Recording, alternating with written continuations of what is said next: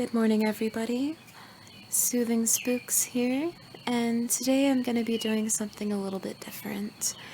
Normally, I would go surf the internet and try to find a story to read to you, or just something that kind of struck me as spooky, but today I'm going to be reading to you from a print book instead. Also, as you've probably picked up on, I'm filming outside instead of inside today. It's been very rainy for the last few days, and it's just a huge downpour all night, and now it's exceedingly comfortable out here, and it just really felt appropriate. So, there might be sounds of cars driving by and things like that, and if you actually can hear that in the video, I'm sorry. Unless somebody drives right in front. Like they just did. How perfect was that, right? Unless that happens again, we should be fine. Now, without further ado, I'll go ahead and get started. I'm going to be reading to you from R.L. Stine's Hit and Run. And I don't think this is a Fear Street book as I initially had thought it was. I think it's just one of his standalone books. Anyway, I'll go ahead. Chapter 1, The Eyes Have It. Cassie Martin hung out with 3 boys. Cassie had been athletic all her life, playing sports, swimming, bike riding, and hanging out with the boys in her neighborhood. And when she got to high school, she didn't see any reason to change friends. Short and thin, with crimped blonde hair and lively green eyes and a face full of freckles, Cassie looked about 12, even though she was nearly 16. Cassie had a crush on one of the 3 boys she hung out with, Scott Baldwin, but it was a secret crush. Scott had no idea. To him, Cassie was just a pal. Scott was one of those all-around guys who get their pictures in about 20 places in the yearbook, really good-looking in a teddy bear sort of way. Scott was a big blonde jock with brawny shoulders and a broad neck, but he also had brains. He was starting fullback on the football team and an all-state wrestler. He was also class representative to the student government. He had an after-school job in his uncle's hardware store, and he managed to maintain a solid B+ average. Hang on, there's another car.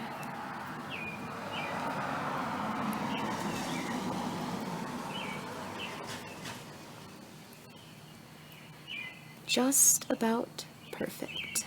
That's what Cassie thought. But no one's perfect. Scott had his faults, she realized. For one thing, he had a really annoying laugh. A high-pitched giggle that made Cassie's teeth itch. For another, Scott was more of a follower than a leader. Despite his big size, he was more of a sheep than a tiger. Mainly, he was always ready to go along with the dumb jokes and schemes that Winks cooked up. Bruce Winkleman was another one of the 3 guys Cassie hung out with. No one called him Bruce. Everyone called him Winks, except his mother. Winks had stringy brown hair down to his shoulders and wore black-rimmed Buddy Holly glasses that were too big for his slender face. He only had one kind of smile, a devilish grin. Winks was a good guy, too, after you got to know him, but what a joker. Sometimes Cassie wished he would be more serious, but then he wouldn't be Winks. Cassie was at Scott's house on a Wednesday evening after dinner. They were supposed to study their government assignment, but Scott's parents had rushed out to go to an early movie, leaving Scott with the dinner dishes to wash, so Cassie helped him in the kitchen instead. They had just about finished when Winks came marching in through the back door, as usual, without knocking. He was carrying a cardboard box, a little smaller than a shoe box, which he set down on the kitchen counter. It was a chilly winter night, about 25 or so outside and windy, but Winks was wearing the same blue denim jacket he always wore, the one with his father's old war medals pinned up and down the front, and faded jeans with gaping holes at the knees. He was wearing his devilish grin, too. "I suppose you're wondering what's in the box," Winks said, pushing his heavy eyeglasses up on his short, pudgy nose. "Not really," Cassie said. drying the last dinner plate and handing it to Scott to put away. You two look like you're married, Winks said. Cassie tossed down the dish towel. She glanced at Scott, who looked embarrassed. Yeah, we got married this morning, she told Winks. But it's a secret. Our parents don't know yet. Winks's devilish grin became more devilish. When's the honeymoon? What's in the box? Scott asked, changing the subject. He took the dish towel and dropped it on the countertop. Try to guess, Winks said, drumming his fingers on top of the box. Is Eddie coming over? Eddie was the third guy, Cassie's other friend.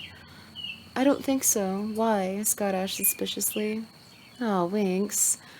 Cassie made a disgusting face, then lowered her eyes to the box. Is this another dumb joke you're gonna play on Eddie? Winks's dark eyes lit up behind his black-rimmed glasses. It isn't dumb, he said. It's bad. Scott let out his high-pitched giggle.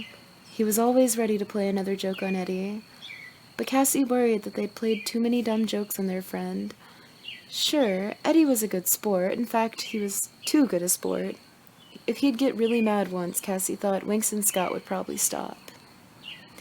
The only reason kids liked to play jokes on Eddie was because he was so quiet and sort of timid and frightened-looking. His name was Eddie Katz, and some kids had started calling him Scaredy Katz. He was short, about the same height as Cassie, and very wiry, with curly black hair. Eddie was one of those guys who blushed very easily. His cheeks always seemed to have dark red circles on them. Eddie was smart and serious. He wanted to be a doctor, a difficult goal since his family was struggling financially and he'd have to make his own way through college and medical school. Call Eddie, Winks told Scott. Get him over here. Okay, sure. Scott reached for the red wall phone. What's in the box? Cassie asked. Guess, Winks insisted. Your brain?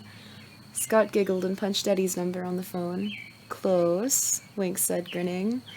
Scott got Eddie on the phone and told him to come over. Then he hung up. He's coming. What's in the box? It's an eyeball, Winks said, removing the lid and starting to lift the box to show them. Cassie hid her eyes with her hand. Don't show it to me. That's really gross. Scott stared at the box. From an animal? What kind of animal? From a human, Winks said. He replaced the lid. That's a human eye? Scott asked. He giggled. It's so humongous. Gross, Cassie repeated. Where'd you get it? From an eye store, Winks cracked. They were having a sale. I just ate, Scott said, holding his stomach. Winks, is that really a human eye? Cassie asked, staring at the box. He nodded, pleased with himself. I got it from Eddie's cousin Jerry, who works at the city morgue downtown. Eddie's cousin gave you an eyeball? Cassie asked, feeling sick. Yeah, he removed it from some corpse. Didn't the corpse need it for his funeral? Cassie asked. I can't believe we're discussing this, Scott proclaimed, scratching his blonde hair. He was being cremated, so he didn't need it, Winks informed them. He shook the box. The eyeball plopped against the sides. Yuck, stop, Cassie pleaded. Really, Winks, I mean it. Did you ever get that new Polaroid you were talking about? Winks asked Scott, giving the box one more good shake for Cassie's benefit.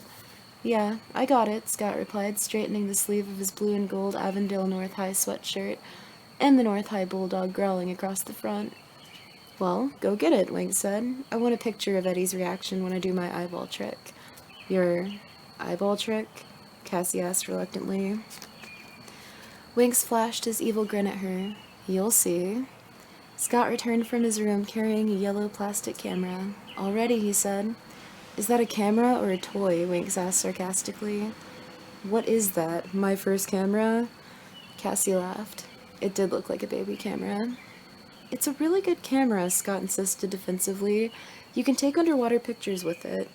Underwater Polaroids? Cassie asked. Ooh, let's go try it out in the bathtub, Winks exclaimed. Don't look at me, Cassie cracked. I'm not taking a bath with you, Winks. Winks did an exaggerated pout. Hold on to the camera, Scott, and when I do my eyeball thing, get Eddie's face, okay? Scott nodded. He always agreed to everything Winks wanted.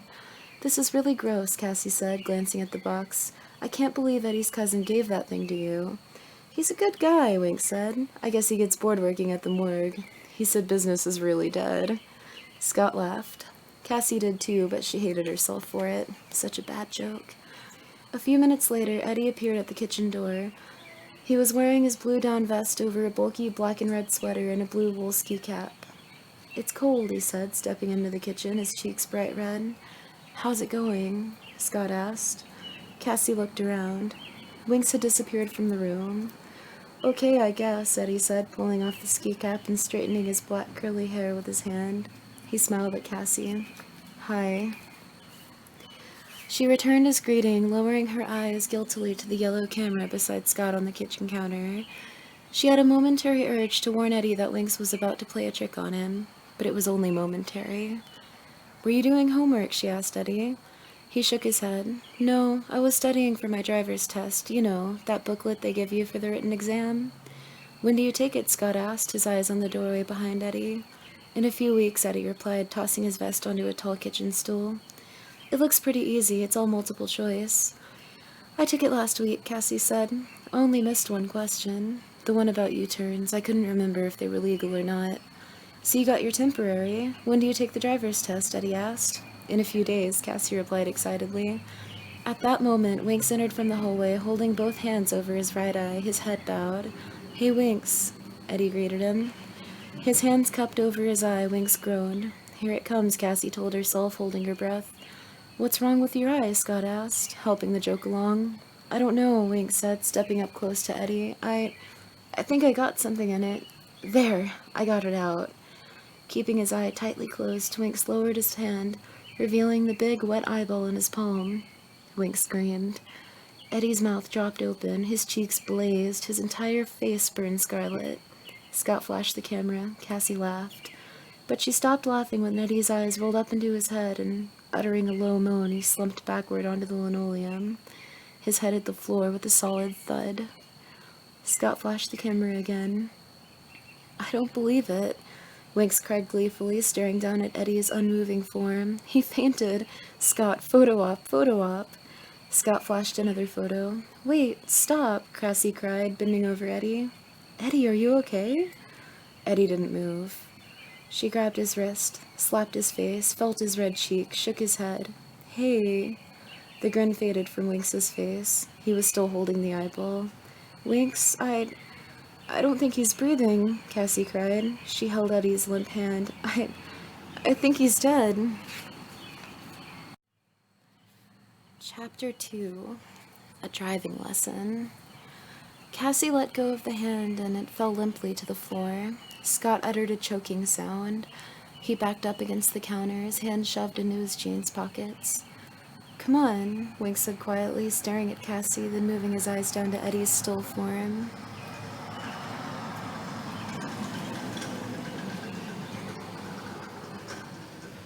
It was bound to happen again eventually, right? Eddie's eyes were closed. One leg was twisted at an odd angle under his body. Winks set the eyeball down on the counter and wiped his hand off on a dish towel. "Come on," he repeated. "It was just a joke." Pushing his glasses up on his nose, he crossed the kitchen and bent down over Eddie. "Just a joke," he repeated. Eddie groaned and sat up. "What happened?" he asked, raising a hand to his forehead. "Did I black out?"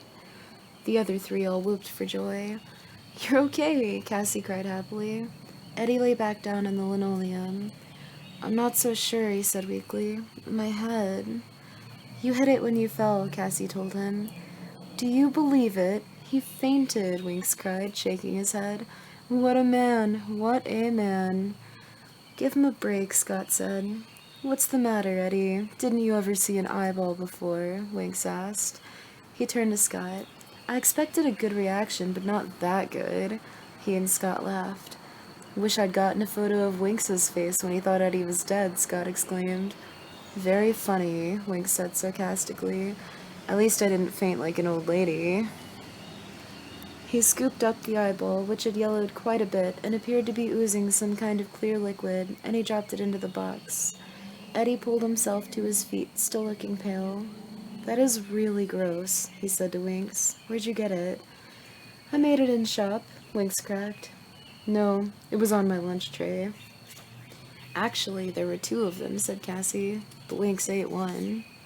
Oh, gross, Scott groaned and pretended to throw up in the sink.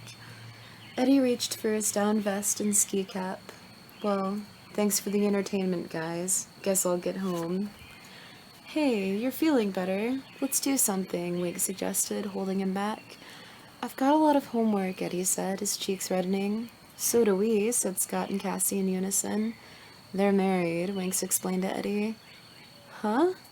Eddie scratched his black hair, then pulled the wool ski cap down over his forehead. We can do homework anytime, Wink said. Let's do something more worthwhile. Like play with an eyeball, Cassie snapped. She shuddered, thinking about the hideous thing. Let's practice our driving, Wink suggested. We can't, Cassie cried. Drive what? Scott asked. Your parents' Volvo, Wink said. It's in the garage. I saw it when I came up. Hold on, another car coming. At least the cars look kind of cool driving by, right? Alright. Scott's parents had 2 cars. Cassie realized they must have taken the Toyota to the movie. We can't, Cassie said again. None of us has a license. We aren't allowed to drive by ourselves. You have a temporary, Wink said. That's almost a license. You have a temporary brain, Cassie cracked. I don't think it's a good idea to take my parents' car, Scott said, fiddling with his sweatshirt sleeve. No way. If they found out, they'd kill me. 15 minutes later, they were in their coats rolling up the garage door. Scott just can't say no to Winks, Cassie thought. We shouldn't be doing this. What if Scott's parents find out? What if the police stop us for some reason and discover that none of us has a license? What if we're in an accident? She had to admit it was kind of exciting, too. Bad kids out for a thrill ride. She was always making up headlines in her mind. She liked the sound of that one.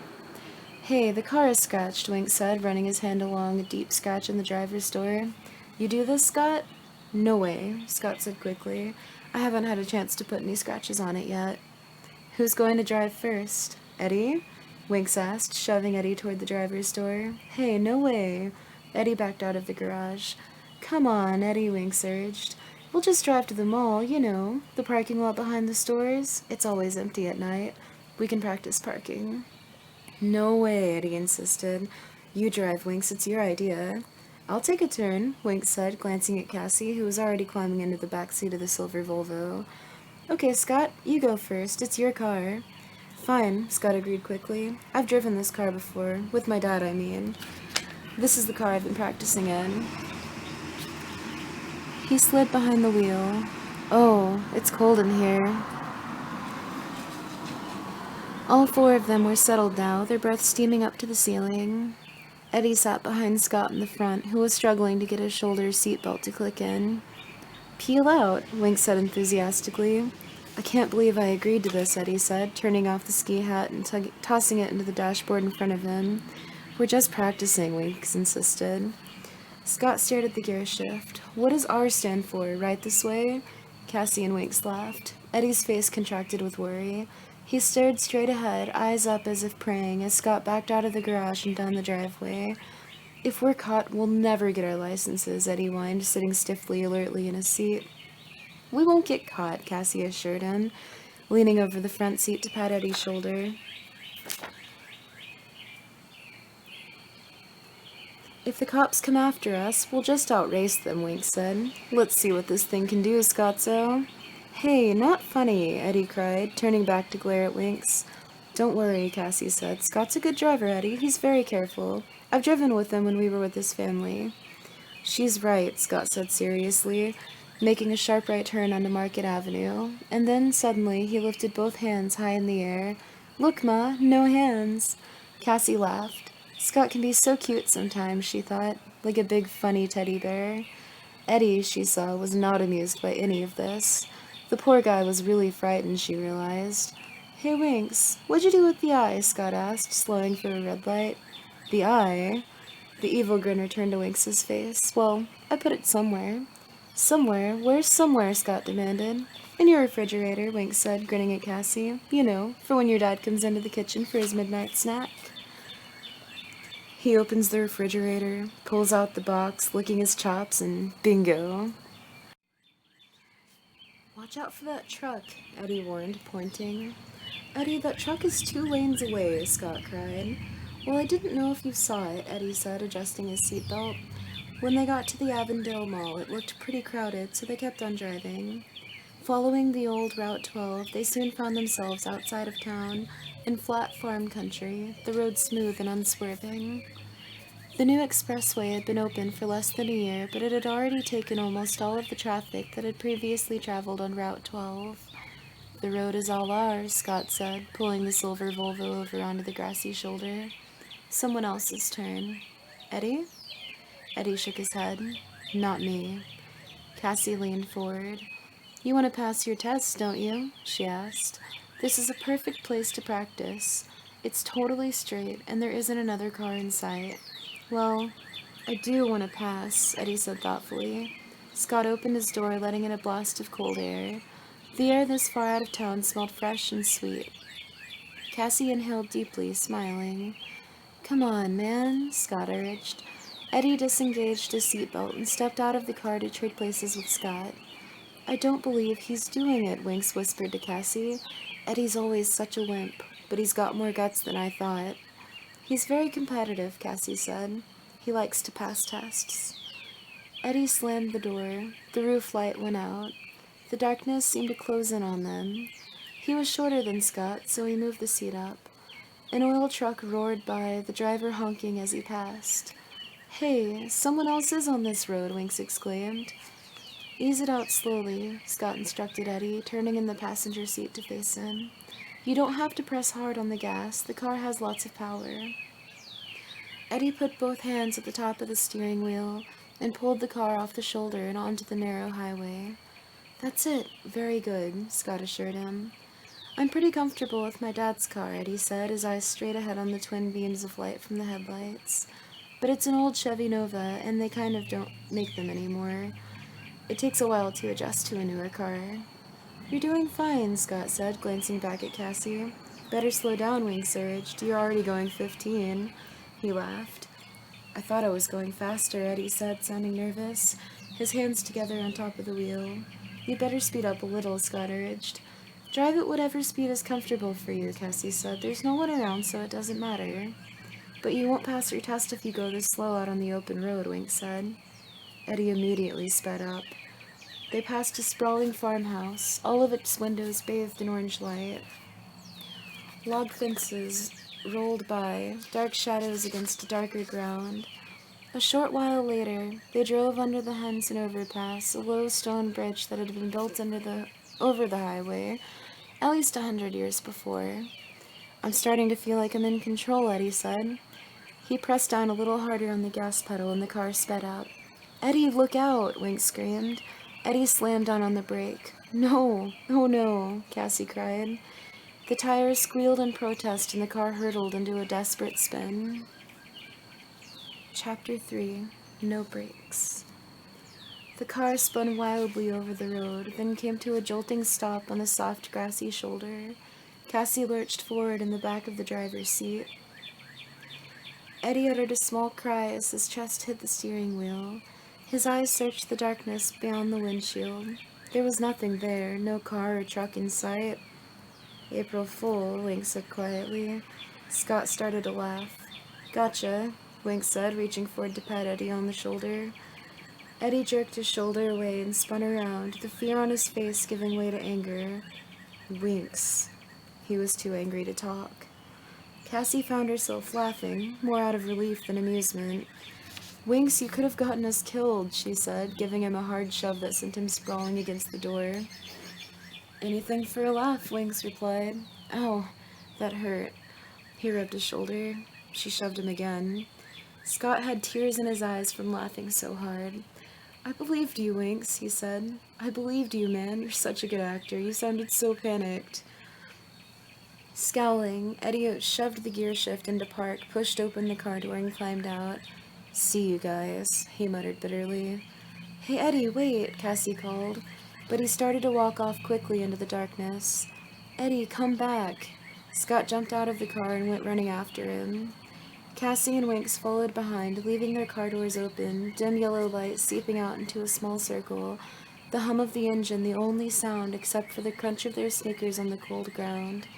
Scott caught up with Eddie, who kept walking, his breath rising up in gray puffs against the starless black sky.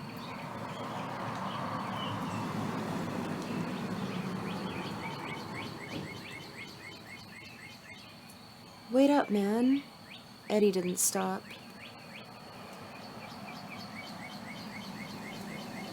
Sorry, I try to pause when the cars go by. Now it's starting to get busy. I'll wrap up soon. Scott grabbed the shoulder of his down vest. It was just a joke, Eddie.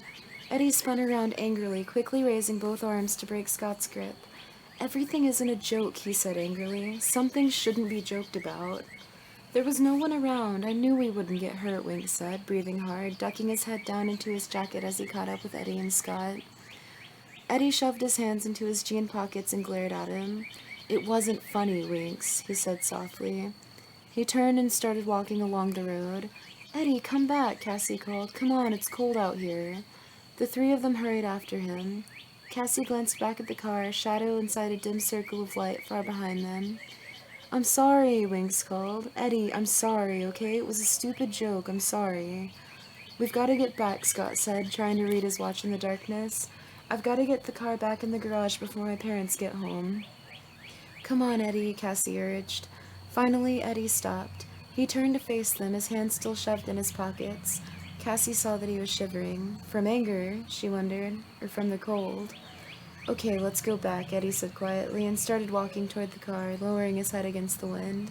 They were all cold by the time they got back to the car. Scott climbed behind the wheel and turned the heater up to high.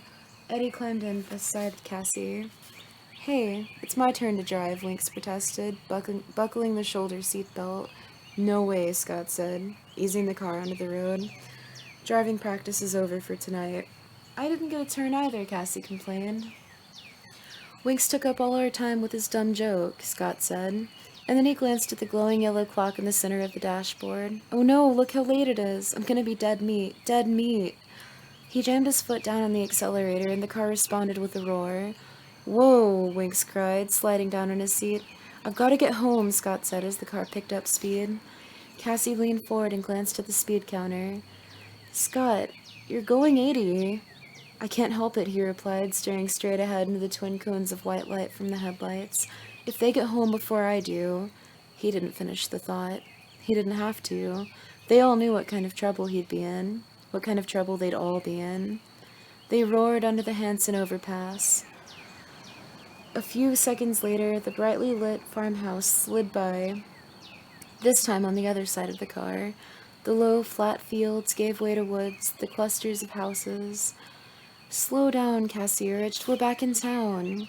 Eddie, she realized, had been silent ever since they returned to the car. She glanced over at him. He was staring out his window, his face expressionless, the wool ski cap pulled protectively low over his forehead. A traffic light appeared up ahead. It blinked from yellow to red. Scott sped right through it. Scott, slow down, Cassie yelled. I'm trying, Scott cried, gripping the wheel tightly with both hands. Huh? What do you mean? Scott pumped the brake pedal hard several times. The brakes, they're out, he exclaimed. The car roared through another intersection. No brakes, Scott cried, his eyes wide with horror. And that, my friends, is where I'm going to be stopping for today. I know I don't have the most regular of posting schedules, but I'll do my best to start posting more often. It really is a fulfilling hobby. It's just fun.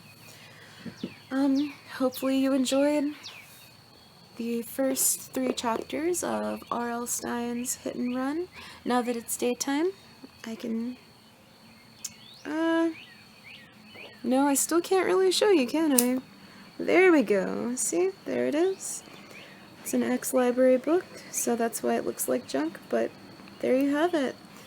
I'm not going to give you a time frame for the next video because I don't want to brand myself a liar, so I would say Maybe in the next couple weeks, maybe in the next couple days. We'll see. Until then, you guys have a wonderful week, month, year, etc. And I'll be speaking with you again.